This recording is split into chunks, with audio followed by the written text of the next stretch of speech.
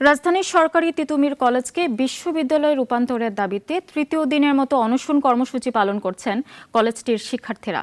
সকালের দিকে তারা কলেজের সামনের রাস্তা ছেড়ে দিয়ে মূল ফটকের সামনে অবস্থান নেন। শিক্ষা মন্ত্রণালয়ের আশ্বাসেও দমেনি তিতুমির কলেজের আন্দোলন। শুক্রবার সকালের দিকে তারা তিতুমির কলেজের সামনের রাস্তা ছেড়ে মূল ফটকের সামনে অবস্থান নেন। অনশন করছেন কলেজের 12 শিক্ষার্থী। জুমার নামাজের পর কলেজ গেট থেকে বের হয় বিক্ষোভ মিছিল।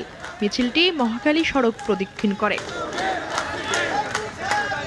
দাবি না মানলে শিক্ষার্থীরা তাদের কলেজ অধ্যক্ষের পদত্যাগের দাবিও জানান। বৃহস্পতিবার রাতে কলেজের প্রধান ফটকের সামনে আন্দোলনরতদের সঙ্গে কথা বলেন শিক্ষা মন্ত্রণালয়ের যুগ্ম সচিব। এ সময় তিনি কর্মসূচি প্রত্যাহারের কথা বললে অস্বীকৃতি জানায় শিক্ষার্থীরা। তবে কাঠামো এবং পদ্ধতিগত যে বিষয়গুলো এটা অবশ্যই শেষ করতে হবে এবং আইনি কাঠামোর মধ্যেই আমি আশা করি যে তোমাদের এই যে আন্দোলন, এই আন্দোলনটা পিছা যাবে। শিক্ষার্থীদের দাবি, এর আগেও বহুবার এরকম আশ্বাসে তারা প্রতারিত হয়েছে। সুতরাং বিশ্ববিদ্যালয় ঘোষণা না হওয়া পর্যন্ত তারা এই কর্মসূচি অব্যাহত রাখবে।